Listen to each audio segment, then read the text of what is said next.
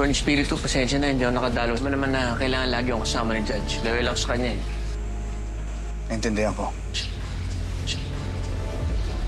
Pero kahit pwede ako lumabas dito sa match, hindi ko magawa eh. Hindi ako sigurado kung gusto kita makita o hindi. Brando?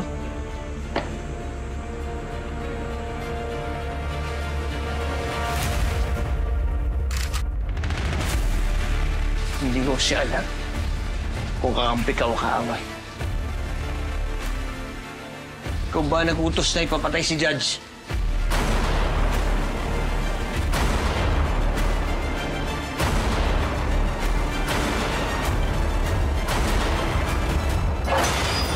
Jay Caparaz, lumuhod ka sa lupa.